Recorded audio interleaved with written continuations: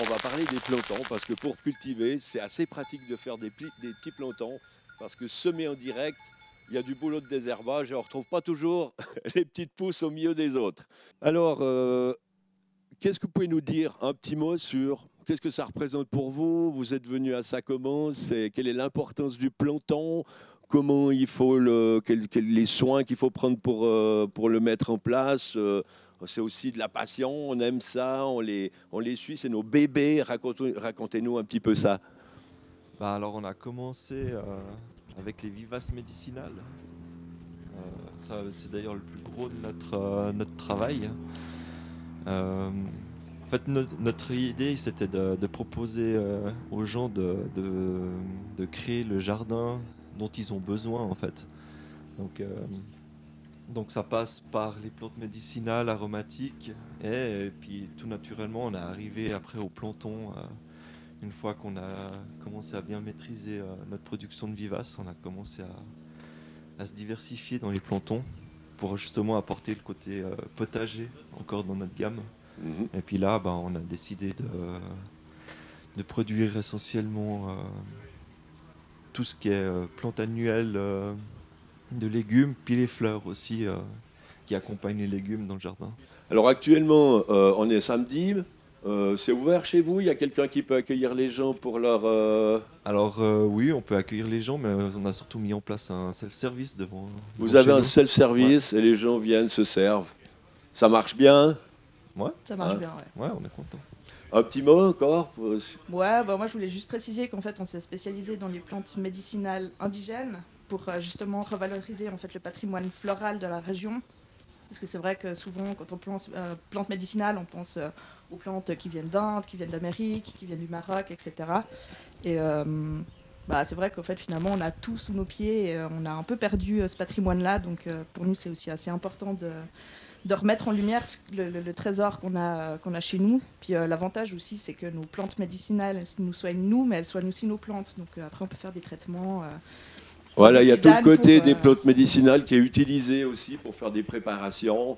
C'est ça. Déjà en commençant simplement par l'ortie, qu'on n'a pas besoin de cultiver, mais qu'on peut quand même, à certains endroits, il n'y a pas forcément des orties. Ici, on a regardé, il n'y en a pas. Voilà. Ouais, donc on peut mettre des plantes d'ortie parce que c'est très précieux. On peut les manger déjà toute l'année, on peut les sécher, aussi pour les manger en hiver, pour les mettre dans nos aliments. C'est un peu le ginseng de chez nous. C'est extraordinaire, c'est une plante qui nous court après comme pour nous dire, mangez-moi, faites-le, et puis elle est extraordinaire pour les traitements. Dis-nous quelque chose sur l'ortie, par exemple, ou d'autres plantes pour les traitements. Je sais pas, là comme ça j'ai un petit voilà. L'ortie, nous on en fait un purin en général. Voilà. Donc on va plutôt appeler ça un extrait fermenté. Ouais. Ensuite on utilise en arrosage, souvent sur le compost, et puis directement dans la terre. On évite de trop en mettre parce que c'est trop riche en azote en tout cas pour nos vivaces. Pour les vivaces, effectivement. Pour les légumes, ça va, ça dépend lesquels. Et puis voilà. Moi, je peux dire un petit mot. Alors, un petit mot sur Diazy.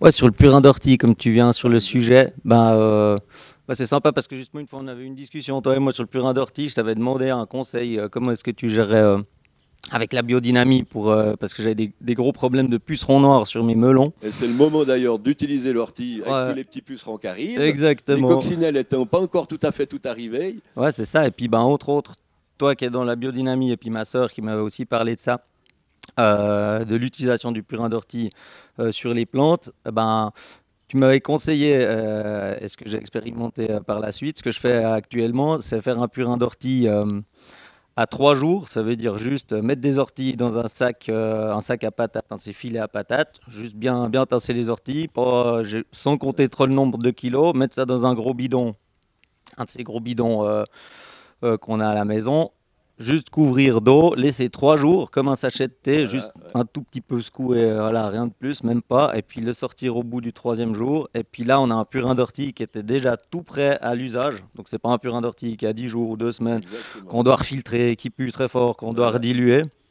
Et ça, c'est la classe parce que justement, je l'ai utilisé sur mes melons comme répulsif contre les pucerons tout d'abord. Puis bah, j'ai remarqué, donc c'est vraiment un engrais que je pulvérise en foliaire. Mhm. Et puis sans le diluer, donc quand il a 3 jours, c'est vraiment juste directement sur les feuilles. Bah, évidemment, pas forcément en plein soleil. Et donc c'est macéré 3 jours et après, durant 3 jours, je l'applique sur les plantes. Donc 3 jours de suite. Ouais. Et puis j'ai remarqué que non seulement ça fortifiait les plantes, ça fait pas un effet insecticide, donc ça va pas tuer les pucerons direct, mais peu à peu, d'ici le 3e jour, ils sont partis, ils ont foutu le camp. Et en fait, le gros avantage du truc que j'ai remarqué par après, c'est que il y avait plein de petits moucherons qui commençaient à grouiller autour de ces plaques que j'avais déjà pulvérisées.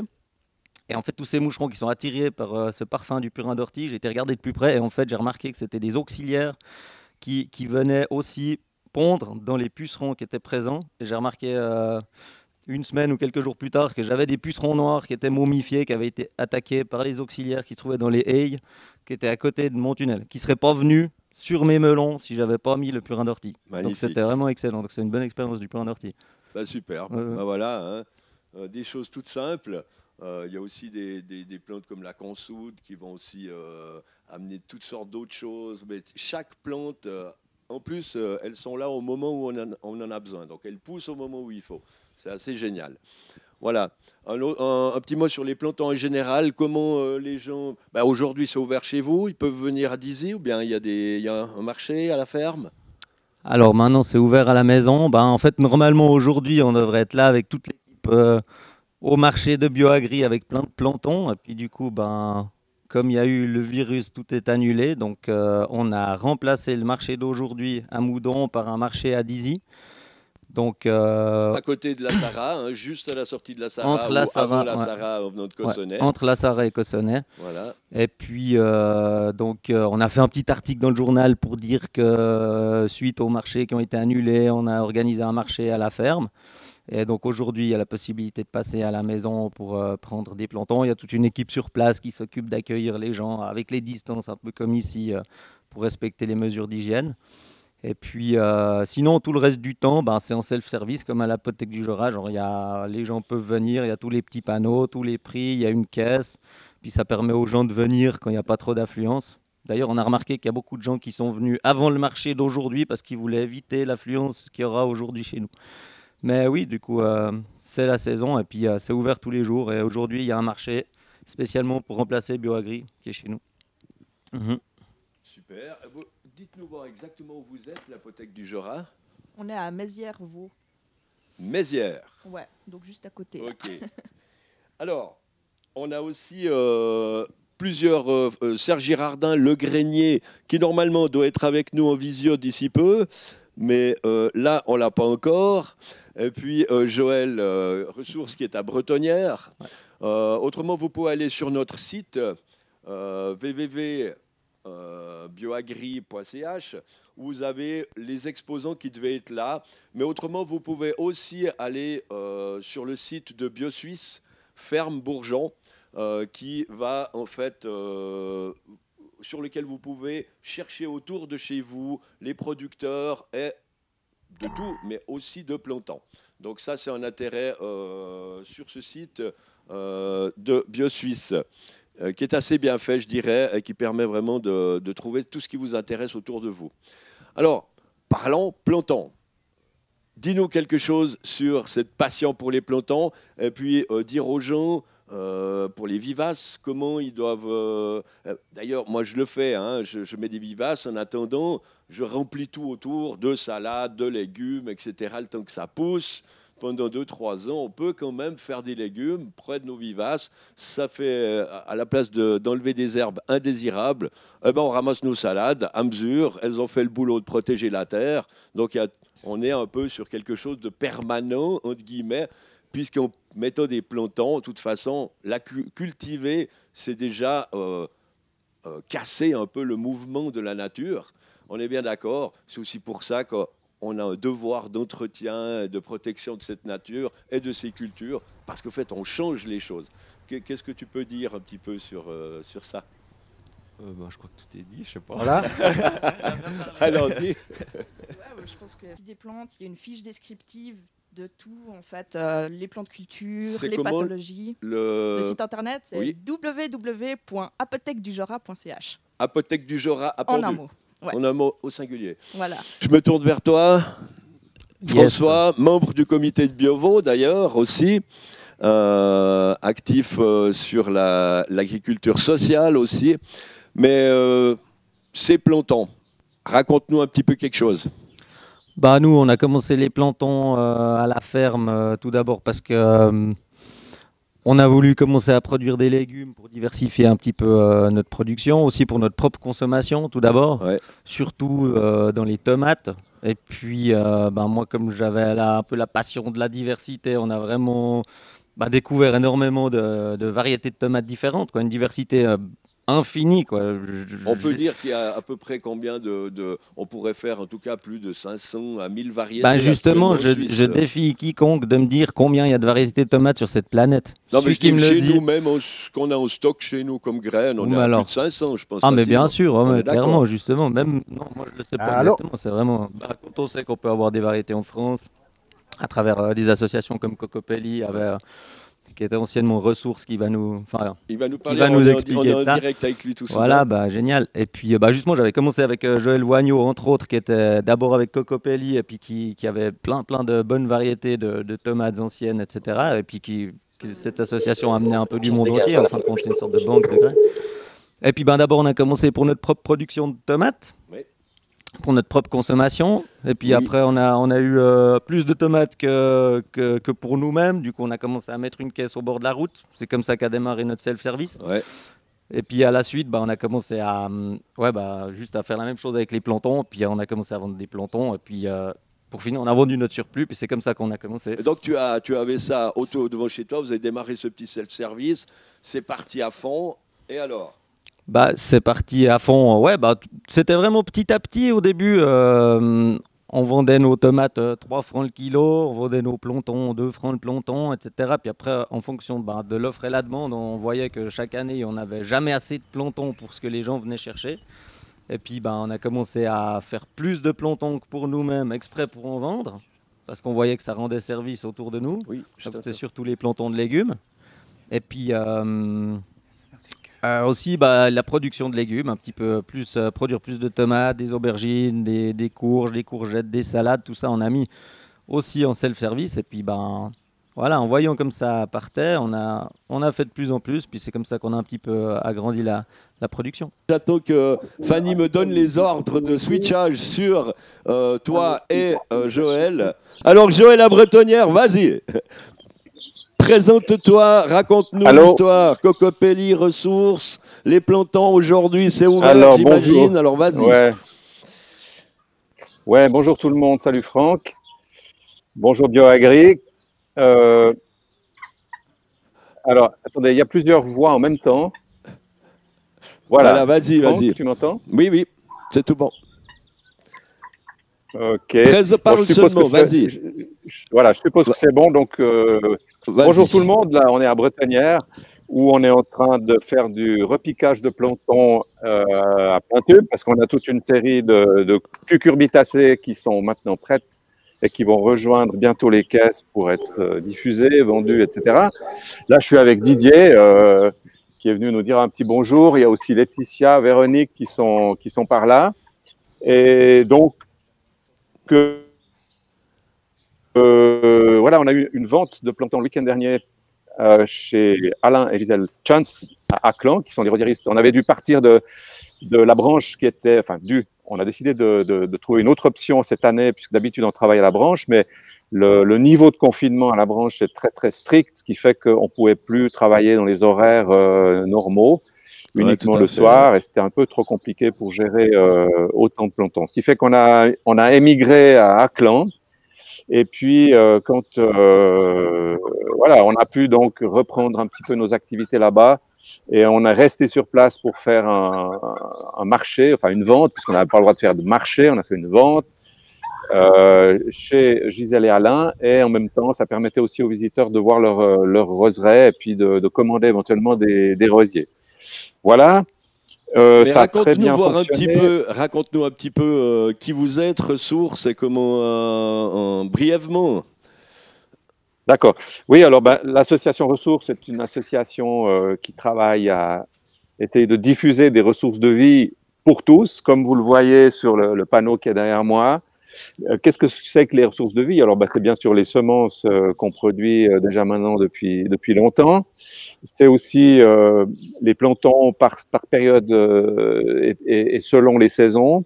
Et puis, c'est aussi plein de choses, parce que les ressources de vie, c'est pas seulement les plants et les semences et ces choses-là, c'est aussi le savoir, c'est aussi des choses qui sont un peu plus, peut-être moins matérielles, comme par exemple le silence, comme la nuit, qui sont aussi des ressources de vie. Alors, bien sûr, on n'est pas en train d'étendre nos activités à tous ces sujets de la même façon, mais on veut faire prendre conscience au public et à nos membres que les ressources de vie sont relativement menacées, qu'il n'y a pas de vraie politique publique là-dessus, de préservation et on va dire de garantie d'accès. On a vu ce que ça faisait quelques temps de confinement, où on ne met pas du tout ni les semences ni les plantons dans les produits de première nécessité, encore moins les outils, etc. Donc on voit qu'on est pile, je dirais, dans le sujet du moment avec ces questions de ressources. Et puis cet épisode Corona nous montre peut-être la fragilité un petit peu du système, et puis du fait qu'il faudrait quand même qu'on se préoccupe un peu plus de l'accès aux ressources, pas seulement des ressources en tant que telles, mais aussi de leur accès, et qu'il y ait une sorte de garantie, peu importe les circonstances, pour que ces ressources-là soient garanties. Je te remercie. Et puis, effectivement, on a aussi d'autres ressources. C'est des personnes, c'est des gens qui travaillent avec nous, c'est des agriculteurs, c'est des producteurs, c'est nos membres. Et puis, on se rend compte régulièrement qu'en fait, c'est une histoire collective, en définitive, gérer des ressources.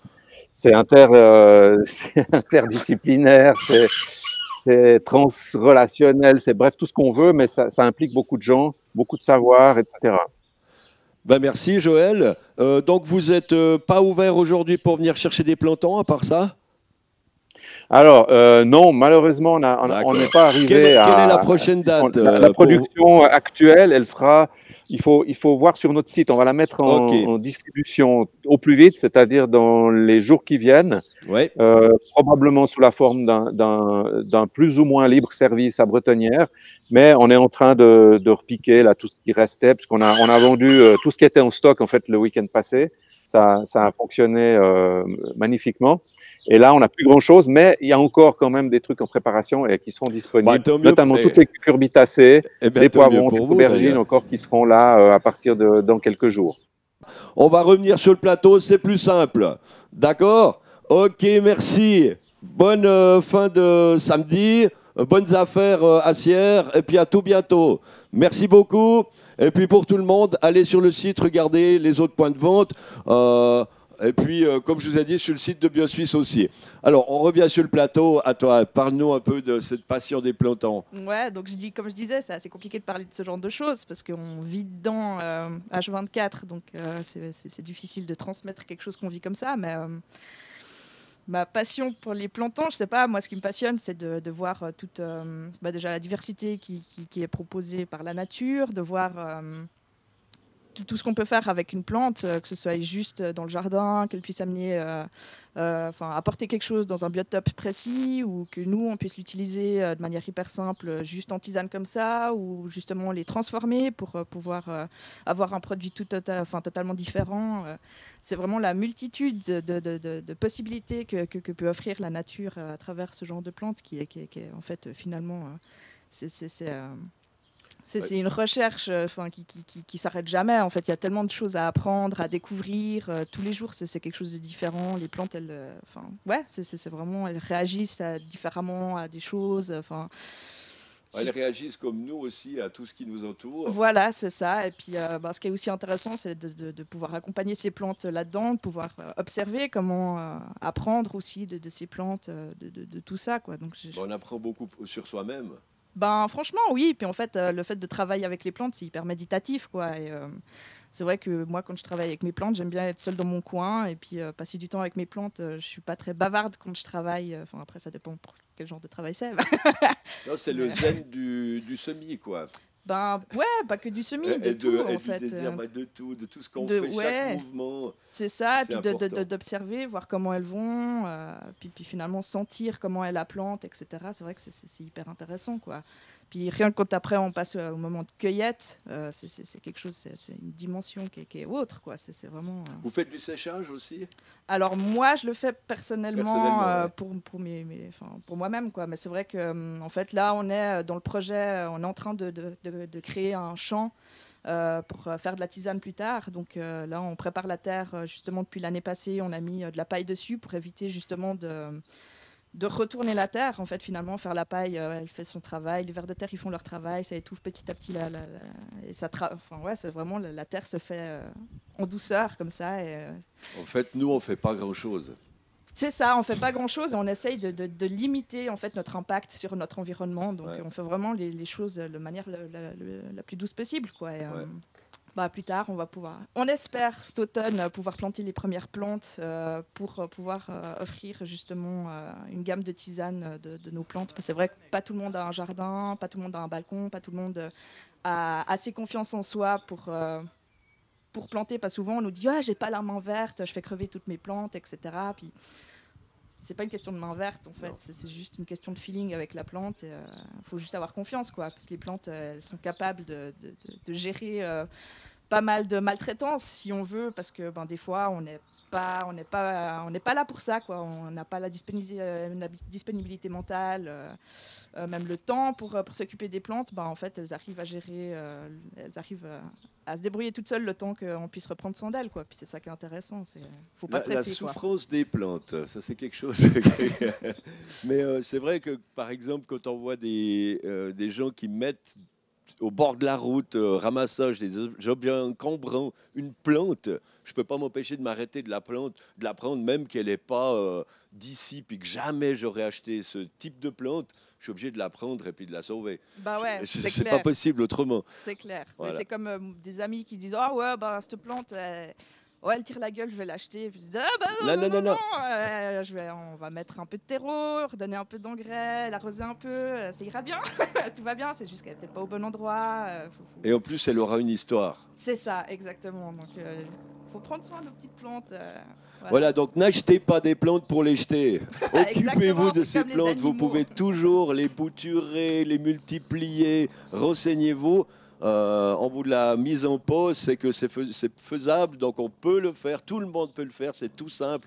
Il y a assez de possibilités de renseignement aussi, il y a beaucoup de tutoriels sur Internet, maintenant il y a beaucoup de choses. Et puis allez chez les spécialistes, allez à l'apothèque du Jorin, allez à Dizy, allez au grenier, allez partout, chez tous ceux qui font des magnifiques plantons. Bioplan, il y a plein de monde qui travaille tout à fait bien. Voilà. Donc, n'hésitez pas à aller chez les spécialistes pour avoir les bons renseignements. Alors, Serge, on te retrouve à Sierre quand même.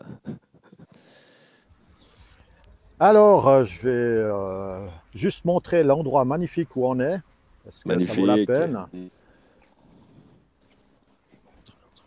Voilà, on est sur la place du Cheval à Sierre, où il y a une magnifique bibliothèque et une granothèque, juste par là, avec des jardins aménagés par des associations locales. Donc ça, c'est super.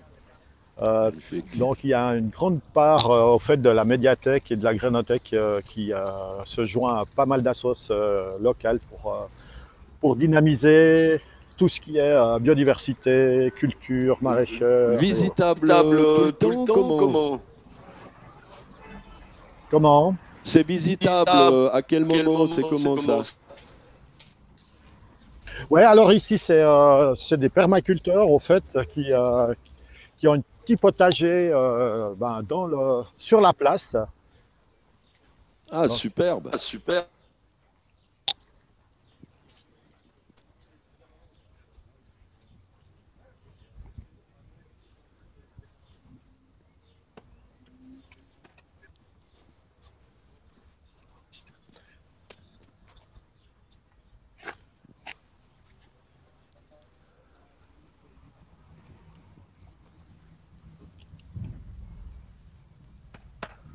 Voilà, non, non, je ne dis rien parce que ça appartient aux plantes.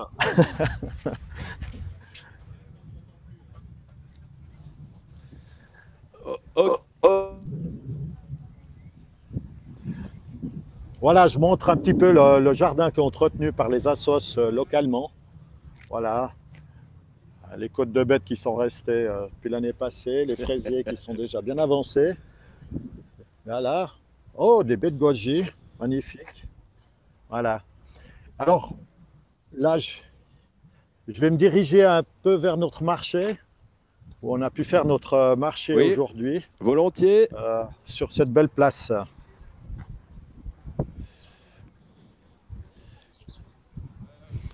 Voilà.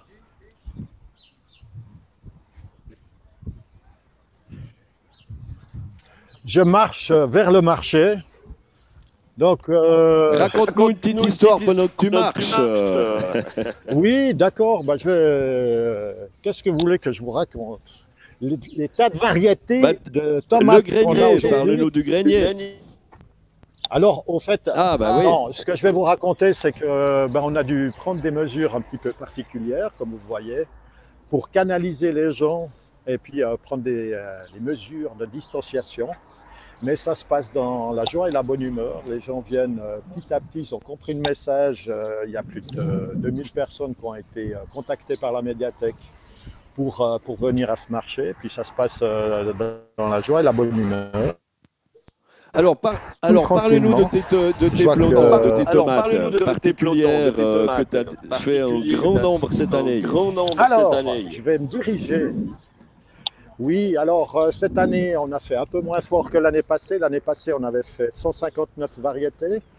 On avait fait décliner toutes les couleurs et puis toutes les formes. Là, cette année, on n'en a fait que 80, donc à peu près la moitié.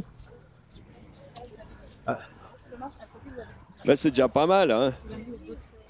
Écoute. Alors, cette année, on a fait la part belle aux tomates italiennes et aux tomates russes.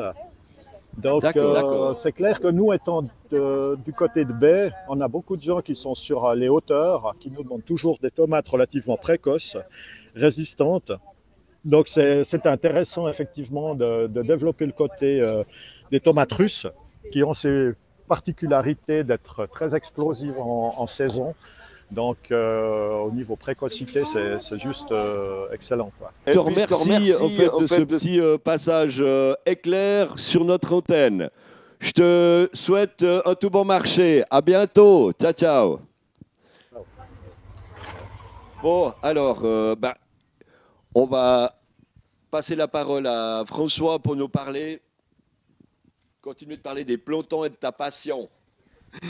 Je vais revenir sur ce que disait Gwendoline, que je trouvais assez chouette, justement, parce que ça m'a inspiré ce que tu as dit au niveau de la vie des plantes, que déjà, comme tu disais, à quelque part, on vit en symbiose avec les plantes, parce qu'elles nous aident à vivre, parce qu'elles nous nourrissent, elles nous soignent, et puis nous, alors c'est sûr que la nature et les plantes, elles auraient peut-être pas besoin de nous pour vivre, mais disons qu'on peut l'aider à se multiplier, à produire et à vivre si on travaille avec. Mais on peut les sauvegarder surtout parce qu'il y en a beaucoup qui disparaissent, c'est ça le problème. Mais voilà, et ce que j'aime bien, c'est dans le trip planton, c'est multiplier, et puis voilà, conserver, avoir une diversité et tout.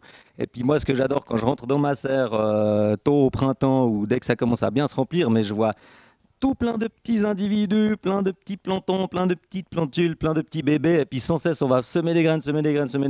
Parce que chez nous, c'est surtout des annuels, on ne fait pas trop des vivaces. Mais c'est pareil, c'est les mêmes petits bébés. Et puis c'est comme une nurserie, quoi. Chaque printemps, on a des milliers de petits bébés qui viennent. Et puis c'est vraiment la multiplication de la vie. Et puis ça, j'adore le fait de pouvoir... voilà, c'est aussi un attrait du bio, c'est multiplier la vie, quoi. Parce que, bien sûr, si on n'était pas là, il y aurait de la nature partout, mais on a le potentiel de pouvoir faire encore plus de diversité, ramener des variétés qu'on n'avait pas forcément chez nous, ou cultiver de la nourriture et tout. Mais ça, j'adore justement, multiplier la vie.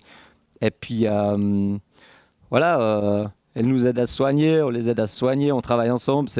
C'est comme je dis, parce qu'on a aussi des vaches chez nous, c'est un autre sujet, mais les animaux, voilà, on leur donne à manger, on les nourrit, on les soigne, et eux, en échange, ils font la même chose pour nous. Ils nous soignent et ils nous nourrissent. Donc c'est un peu une symbiose, quoi. Tu Mais as besoin de semer de semences pour pouvoir aussi nourrir tes bêtes. Mhm. Bien sûr, c'est clair qu'on a développé des concepts sédentaires donc, qui ont créé en fait la monoculture, si on veut bien. Maintenant, c'est un choix de vie, c'est un choix de société qui a quand même plus de 10 000 ans. Gentiment, on a passé de chasseurs-cueilleurs à semi-sédentaire et sédentaire.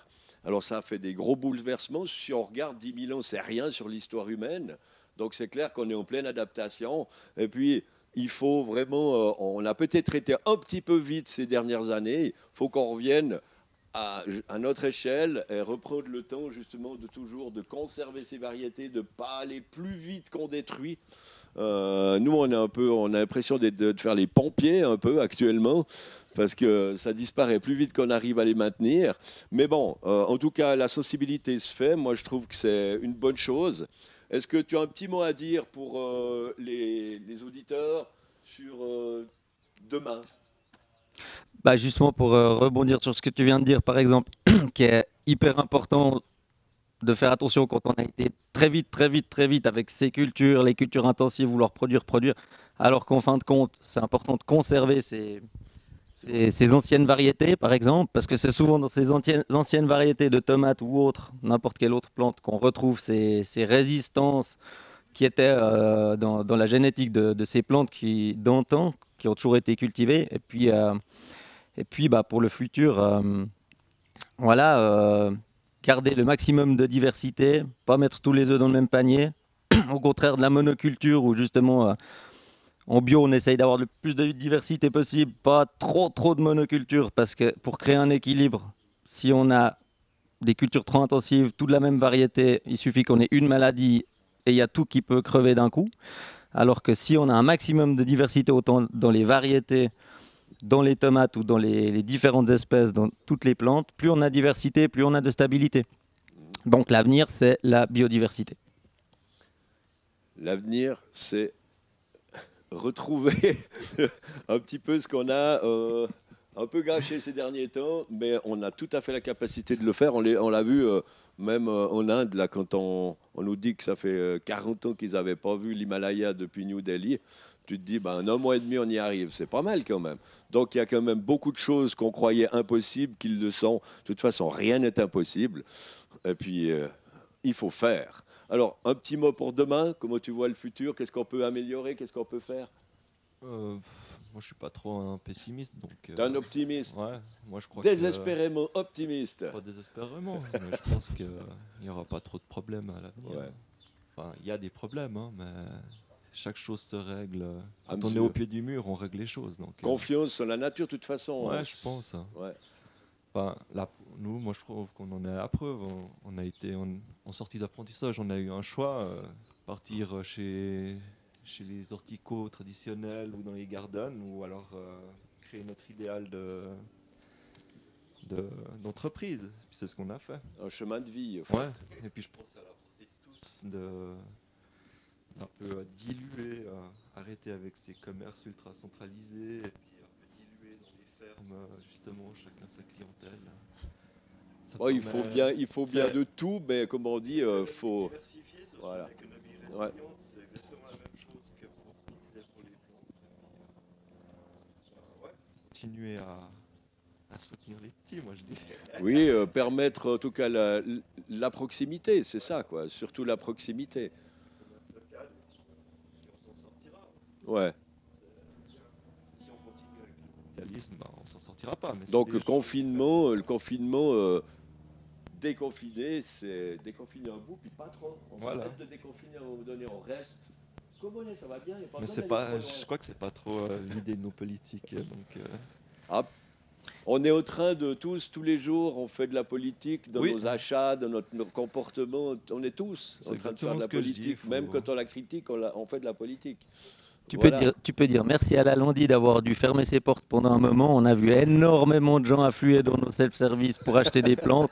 Non, mais c'est vrai. Oui, bah, de toute façon, les lundis, par exemple, tu cites un nom, mais je te c'est des petites grandes surfaces. On sait qu'elles sont, elles sont propriétés, entre guillemets, mais c'est des coopératives, hein, donc 2 producteurs, d'agriculteurs au départ. Ma foi, ça paraît un petit peu Gardone, mais ça reste quand même des producteurs qui sont... tu en fais partie d'ailleurs, François, tu es membre d'une coopérative, Lodi. Donc voilà, il ne faut pas aussi l'oublier. Après, ça fait partie de grands groupes. Ma foi, ça fait partie de ce mouvement mondialiste qu'on a eu. Et je pense que justement, ces structures, on peut les ramener à quelque chose de plus proche. Et puis, ben voilà, une Lodi gérée par ses producteurs, ça devient du local. Oui, On est d'accord. Donc c'est possible de changer un petit peu aussi la manière de faire, tout en gardant les structures qui sont tout à fait utiles. Parce qu'il y a quand même du monde en ville qui a besoin de petites plantes pour son balcon. Et puis on ne peut pas tous les servir, les petits. On est bien d'accord, je crois. Si, moi, En tout cas pour le moment. Je pense que les gens ils peuvent faire quelques mètres. Voilà. Et toi, qu'est-ce que tu vois demain? Ben, je sais pas, moi je suis un peu comme Gaël. Moi j'ai assez confiance en la vie, en les gens. Finalement, je pense que ce confinement, ben, ça a un peu aussi bouleversé les habitudes des gens. Et j'espère que ceux qui ont vu autre chose, ben, qui restent un petit peu là-dedans, quoi. Après, on ne demande pas non plus à ce que tout le monde fasse ça, parce que je pense que les petits producteurs, ils n'arriveraient pas à gérer. Voilà. Mais c'est déjà bien, quoi. Et ben, qu'on continue justement à soutenir effectivement les producteurs locaux, quoi. On espère que ce mouvement d'aller dans tous ces petits self-service, ces petits magasins à la ferme, c'était quand même une explosion. Donc on peut pas dire qu'on a chômé, comme on dit. C'était ouais, assez particulier. Quand d'autres n'avaient pas de travail, rien, ben nous, on était au contraire même embêtés parce qu'il n'y avait pas assez de main-d'œuvre. Ça reste un problème pour certains, d'ailleurs encore. Pour les futures récoltes à venir, on ne sait pas comment ça va se passer. Maintenant, ben voilà, il y a peut-être aussi... on n'est pas très bien payé en agriculture, mais on est payé en plaisir. Donc il y a une partie qui est en argent, mais il y a beaucoup qui est en bonheur et en plaisir. Et je crois que les gens, ben, il faut aussi, peut-être s'ils n'ont pas de job, mais qui peuvent aller donner un coup de main à la campagne, qui se disent que c'est pas seulement le montant qui compte, c'est ce qu'on y fait, quoi. La qualité de vie. Voilà, ben, en tout cas, sur tous ces messages positifs, je crois qu'on va clore sur cette partie planton où je remercie donc les invités. Je remercie aussi l'équipe en visioconférence, donc Serge à Bretonnière, et puis toute l'équipe qui était avec. Je vous dis salut parce qu'on était un peu coupés, mais je vous entendais derrière. Didier le premier. Et puis je remercie aussi Serge Girardin à Sierre dans ce marché où il doit lutter pour garder les 2 mètres entre les clients.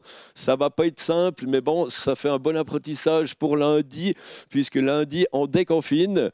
Voilà, donc merci à tous.